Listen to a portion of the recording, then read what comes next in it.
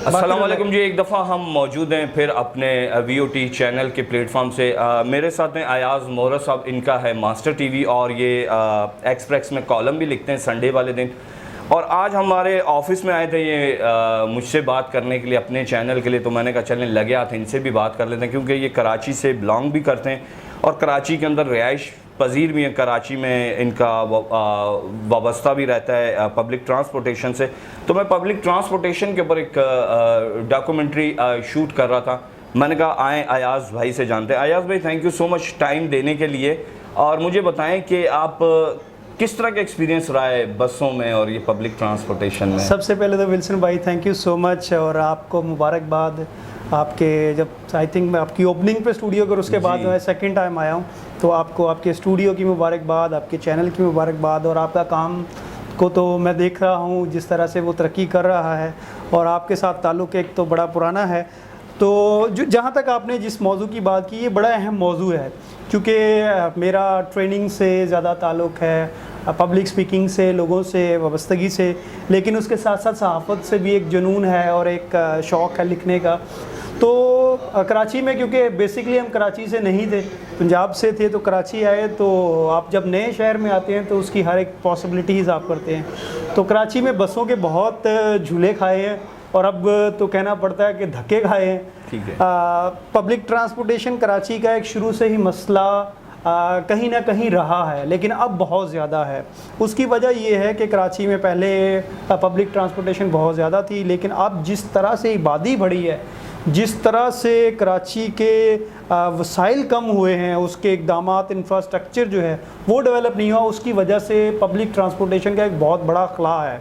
बेशक जो है वो उसमें ये जो मुख्तलिफ प्राइवेट ऑर्गेनाइजेशंस हैं उनकी तरफ से ये सर्विसेज अवेलेबल हैं, लेकिन जो आम आदमी है, जो मज़दूर तबका है, जो डेली वेजेस पे काम करने वाला है, जो घरों में या ऑफिस का जो लोअर स्टाफ है, डोमेस्टिक स्टाफ है, उसके लिए पब्लिक ट्रांसपोर्टेशन एक बहुत बड़ा अलमिया है कि उसके लिए उसके पास नहीं है। हर बंदा, आप देखें कि एक मोटरसाइकिल इतनी ज़्यादा है, आपको लगेगा शायद सारी दुनिया के पास है, लेकिन आप रोड पर खड़े हो जाएं तो आपको ये भी अंदाज़ा होगा कि बसों में ख़वातीन किस तरह से लटक के जाती हैं, लोग किस तरह से जो है वो छतों पर बैठ के शाम को जाते हैं, और किस तरह से वो एक बड़ा खौफनाक मंज़र होता है कि वो अपने घरों तक पहुंचने के लिए किस तरह से पब्लिक ट्रांसपोर्टेशन के।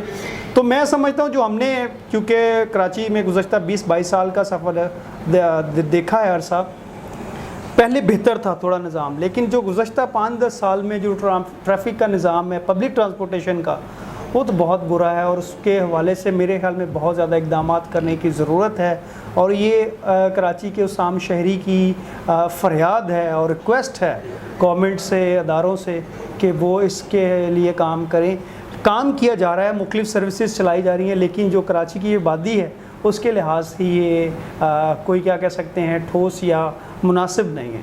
अच्छा अयाज़ भाई, मैं आपकी बात से इत्तफ़ाक़ भी करता हूँ, बहुत सारी जगह पर शायद मैं नहीं एग्री होऊंगा। अच्छा, दूसरी बात मैं ये कह रहा हूँ कि हमने मुस्तक़बिल में 19D में मैंने बहुत ज़्यादा सफ़र किया, क्योंकि सदर से मेरा ज़्यादा ताल्लुकात वास्ता रहता था। जो लोग जानते हैं कराची को, ओल्ड सिटी एरिया को, तो उनको पता होगा। टावर का मेरा बहुत ज़्यादा वास्ता रहा। मेरा बड़ा फैसिनेट एक्सपीरियंस है क्योंकि हम कुरंगी में रहते थे और सदर में आना जाना, तो कुरंगी से सदर जो बस रूट था दैट इज़ 17JK, और उसका बड़ा सफ़र जो है वो गाने, म्यूज़िक, आज तो मोबाइल को नहीं, तो वो एक बड़ा कॉलेज जाने का, फिर यहाँ से यूनिवर्सिटी जाने का, तो ये एक बड़ा ज़बरदस्त यादगार सफ़र रहा है, और वो बड़ी एक लर्निंग है। अभी भी एक मिसाल के तौर पर सहाफ़ियों को कहा जाता है कि अगर आपको कोई स्टोरी नहीं मिल रही ना, तो आप बस में सफ़र करें, आपको बहुत सारी स्टोरीज़ मिलेंगी। ठीक है, बस एक स्टोरी है, क्योंकि वहाँ हर इंसान आपको मिलेगा।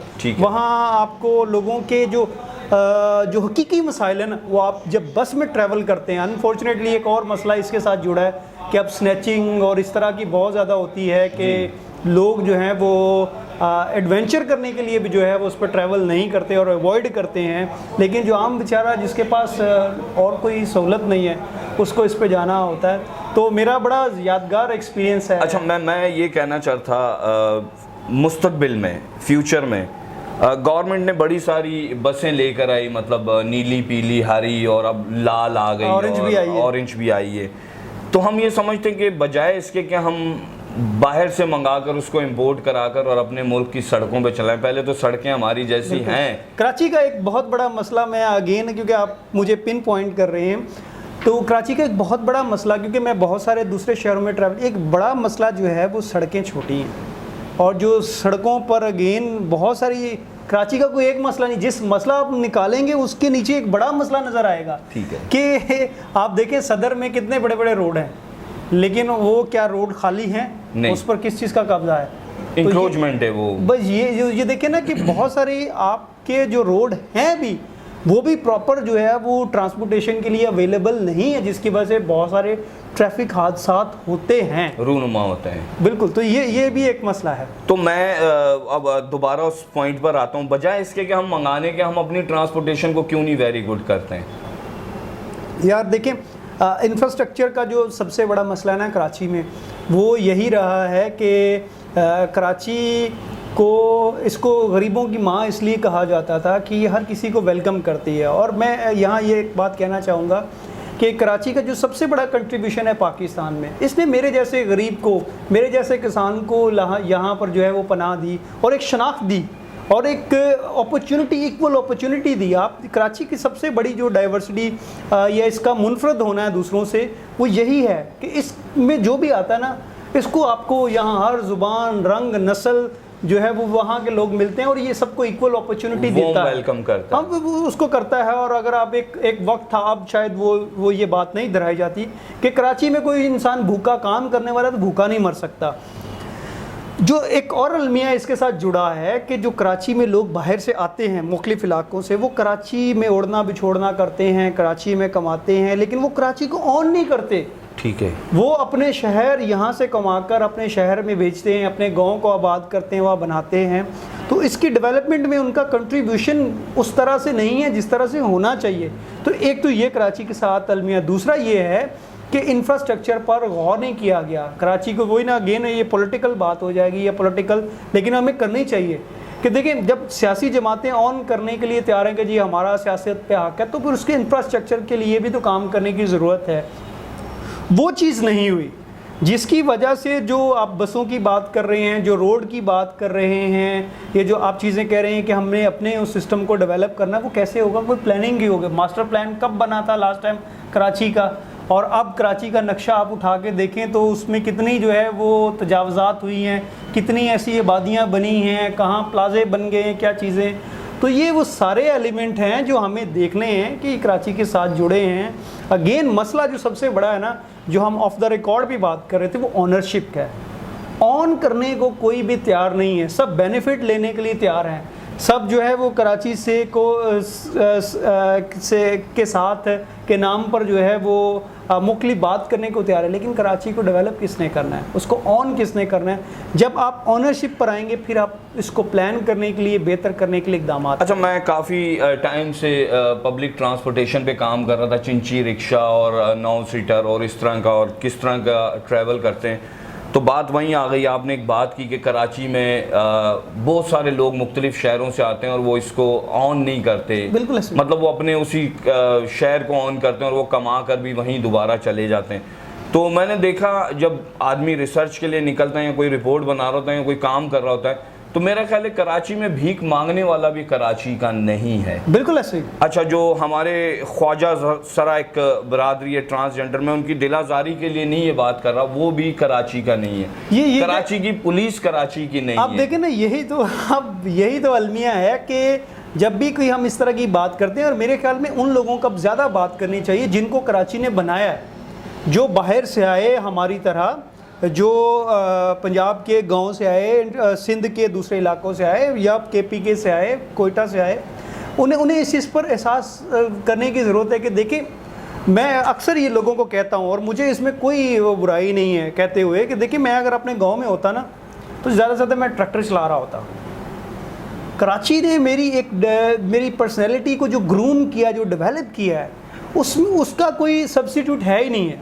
वो आपको एक इंटरनेशनल इन्वायरमेंट टाइप देता है। एक शहर का एक ऐसा सिस्टम है जहाँ पर आपको तासुब कम नज़र आएगा, जहाँ पर आपको अपॉर्चुनिटीज़ के लिए ज़्यादा मौके नज़र आएंगे। तो यही इसलिए ज़रूरी है, यहाँ आपको हर किस्म के लोग मिल जाएंगे। तो यही बात अब जब हम कर रहे हैं कि जब हर किस्म के लोग यहाँ आ रहे हैं, कराची उनको वेलकम कर रहा है, तो फिर ये ज़रूरत है कि हम क्यों बात करें कि जी ये फ़लाँ जमात का है, फ़लाँ ज़ुबान बोलने वाले का है, फ़लाँ मज़हब बोलने वाले का है। कराची है, कराची जब सबका है, सबको वेलकम कर रहा है, तो सब इसके लिए कंट्रीब्यूट करने के लिए, इसको बेहतर बनाने के लिए इकट्ठे क्यों नहीं होते। ये वो अलमिया है जहाँ पर फिर सियासी जमातें जो है वो उन पॉइंट्स को टारगेट करती हैं और वो मज़हब पर, वो जमात पर, ज़ुबान पर वो डिवाइड करने की कोशिश करते हैं। जी ये ज़बान का है, भाई क्यों? जब कराची सबको कंट्रीब्यूट कर रहा है, उसने मुझसे नहीं पूछा कि मेरा मज़हब क्या है, मैं कहाँ से आया हूँ, मुझे उसने ऑन किया है, तो मुझे कराची को पे बैक करते हुए, मुझे कराची को डेवलप करते हुए, सिटीजन, बिल्कुल शहरी होते हुए हमारा फर्ज भी होता है इस कराची के हकूक़ के लिए, कराची की बेहतरी के लिए, इसके बेहतर मुस्तकबिल के लिए बात करें। तो ये वो मैं समझता हूँ कि ये एक बहुत बड़ा अलमिया है कि हम लोग जो है इस चीज़ पर तवज्जो नहीं देते। तो इस पे कराची को जब हम कहते हैं हब है ये इकोनॉमिक उसका, पाकिस्तान चारों सूबों को चलाता है, रीढ़ की हड्डी है, तो फिर इसकी डेवलपमेंट के लिए सबको काम करना चाहिए। इसमें नहीं देखना चाहिए आपका ताल्लुक़ किस सियासी जमात से है, आपका ताल्लुक़ जो है वो किस मज़हब से, किस बैकग्राउंड से है, किस ज़ुबान से है, इस बात से भूल जाएं। आप ये देखेंगे कराची ने आपकी लाइफ को बेहतर बनाने में, कंट्रीब्यूट करने में किरदार अदा किया है, तो आप कराची के लिए क्या कर रहे हैं? आप जो है कोई मैसेज देना चाहेंगे पब्लिक ट्रांसपोर्टेशन पे? बिल्कुल, मेरा सबसे पहले तो मैसेज जो है वो हुकूमत की को होगा कि इस वाले से आम आदमी के लिए पब्लिक ट्रांसपोर्टेशन के जो अपॉर्चुनिटीज़ हैं उसको और ज़्यादा किया जाए, इंफ्रास्ट्रक्चर पे काम की जाए। और इससे बढ़कर ये है कि ख़वातीन के लिए स्पेस बहुत कम है। जब हम बात करते हैं कि ख़वातीन जो है वो चादर चार दीवारी की, तकद्दुस की, मैंने क्योंकि ये पर्सनली एक्सपीरियंस, महरम ना महरम, क्योंकि हम इस्लामी कंट्री में रह रहे हैं तो हमें इन चीज़ों को भी मद्देनजर वो बड़ी बात है। और दूसरा जो देखें कि जब ख़वातीन बहुत ज़्यादा जो है वो अब हम बात कर रहे हैं, हमारे एक तो तादाद में बहुत बड़ा हिस्सा है, दूसरा ये है कि वो कराची में ख़ास तौर पर ख़वातीन मर्दों के शाना बिशाना वर्किंग वुमेन काम कर रही हैं, तो उनके लिए ट्रांसपोर्टेशन के मौके और जो है वो अपॉर्चुनिटीज़ कम है। आप अभी भी जो पब्लिक ट्रांसपोर्टेशन में बसों का जो देखेंगे आप हिस्सा पोर्शन देखेंगे, ख़वातीन की सीट कितनी है और मर्दों की सीट जो है वो कितनी ज़्यादा है। तो अगेन इस चीज़ पर एड्रेस करने की ज़रूरत है। और मैं सॉरी आपको इंटरप्ट करूंगा, मैंने बहुत सारी बसों में पीछे बैठकर भी सफ़र किया ये देखने के लिए, उसमें से बहुत सारी खवातीन जो आगे बैठती हैं, शायद पता नहीं मेरी बात से वो इत्तेफाक करें या ना करें, वो अनकंफर्टेबल फील कर रही होती हैं, इसलिए कि जो वो है टिकट कलेक्टर जो होता है वो हजरात होता है, उसने उन्हीं के अंदर से गुजर के जाना है और उन्हीं के अंदर से गुजर कर आना है, और फिर उसका स्टाइल, उसका तरीके का, और फिर हमारे ड्राइवर भाई भी वहीं पर बैठे होते हैं तो वो थोड़ा सा अनकंफर्टेबल फील करते हैं। बिल्कुल। और फिर कुछ म्यूजिक का बहुत ज़्यादा अमल दखल होता है। मैंने कुछ इस तरह के भी सॉन्ग सुने, मैं नहीं कहना चाहूँगा उस कंपनीज को, कि जो हमें बैठे हुए पीछे एज अ मर्द, as a boys, as a लड़का होने के, तो हम भी उन अल्फाज को सुनते हुए जो है ना थोड़ा सा वो जिस तरह की लैंग्वेज इस्तेमाल की जाती है, आई थिंक वो बड़ा ऐसा है कि बड़ा नाशाइस्ता सा, नाजेबा सा माहौल होता है, तो जो कि ऐसा नहीं था। पब्लिक ट्रांसपोर्टेशन में जो है वो एक बड़ी वजह ये है कि स्कूल की बच्चियाँ, कॉलेज जाने वाली बच्चियाँ जो हैं वो, जिनके पास ज़ाहिर सी बात है शायद मोबाइल भी है, स्मार्टफोन भी है, लैपटॉप भी होता होगा, वो बड़ा अनकंफर्टेबल सा फील करते हैं। तो इसलिए ये वो चीज़ें हैं जहाँ पर हमें देखना है कि बहुत हर बच्ची जो है वो गाड़ी या उसके वालिदैन नहीं कर सकती, या उसका भाई या उसकी माँ या उसका बाप उसको पिक एंड ड्रॉप नहीं प्रोवाइड कर सकता। तो हमें ये चीज़ें हैं कि अगर हम चाहते हैं कि हमारा मुआशरा बेहतर हो, तो ख़वातीन के लिए जो है वो ज़्यादा इस पर काम करने की ज़रूरत है, एंड स्पेशली उन मर्दों से, या जो इस तरह की वो हरकतें करते हैं, इससे जो है वो बहुत सारी लड़कियां जो है वो डिस्करेज होती हैं, और इन चीज़ों को वो मद्देनज़र रखते हुए, और फिर वो हर मर्द को उसी निगाह से देखती हैं, और अगेन वो होता है कि वो अपनी पढ़ाई और अपना काम इस वजह से छोड़ देती हैं, जो कि कहीं ना कहीं आपके ख़ानदान को नुकसान पहुंचाने का सबब बनता है। तो ये चीज़ें हैं कि एक तो उनके लिए अपॉर्चुनिटी हो, दूसरा इस तरह का रवैया जो है वो इक़दामात हों, लेकिन उसको हवा में ना उड़ा दे, तो उस पर इम्प्लीमेंट बिल्कुल ऐसे ही कि वो उस पर कोई अमली इक़दामात कीजिए कि किस तरह से ख़वातीन के लिए जो है वो ट्रांसपोर्टेशन के मौके जो है वो ज़्यादा पे। देखिए, हम अगेन वही बात है कि हम मर्द रात को 10-11 बजे किसी भी बाइक वाले के साथ, इवन तो बाइकिया से भी हम लिफ्ट लेते हुए नहीं घबराएंगे। लेकिन एक लड़की जो है वो, उसके पास सिर्फ ऑप्शन है या तो ऑटो रिक्शे का या जो है वो Public पब्लिक transportation ट्रांसपोर्टेशन का। तो अगर वो ऐसे ऑप्शन नहीं है, आप अवेलेबल बनाएंगे तो वो कितना सफ़र करेंगे, इस चीज़ पर गौर करने की ज़रूरत है। चलें ठीक है जी, हमने कोशिश की। मैं एक शॉर्ट डॉक्यूमेंट्री बना रहा था पब्लिक ट्रांसपोर्टेशन पे। अयाज भाई हैं, छोटे भाई हैं, मेरे भाइयों की तरह हैं, भाइयों से बढ़कर हैं, और फील्ड में भी काफ़ी ज़्यादा टाइम एक्सपेंड किया। मुझे बहुत सारे लोग जानते भी। मेरी कोशिश ये होती है कि स्टोरी हो, स्टोरी पे काम किया जाए और उस स्टोरी से हम कुछ सीखें, लोगों तक, अपने शहर के कराचियों तक, कराची वालों तक वो मैसेज पहुंचा सकें, वो मैसेज, वो पैगाम पहुंचे। लेकिन मैं फिर हुक्मरानों से और हुकूमत से ये कहूँगा कि हमारी 7C, हमारी 19D, हमारी 20 नंबर, हमारी W11, हमारी काफ़ी सारी ऐसे बसें हैं 5C जो केमाड़ी से पूरे कराची के लिए ट्रैवल करती हैं।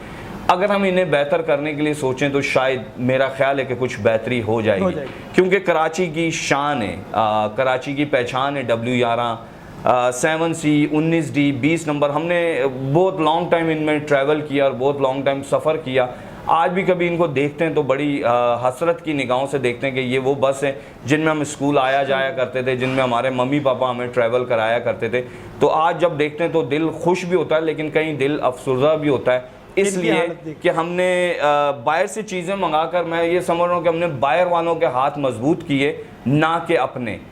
तो ज़रूरत है हमें थोड़ा सा संजीदगी से सोचने की, कराची के लिए, कराची वालों के लिए, और कराची की वुमेन, वर्किंग वुमेन्स के लिए, और कराची के अवाम के लिए। शुक्रिया। हमारे पेज को देखें, लाइक करें, अपनी कीमती राय से आगाह भी करें।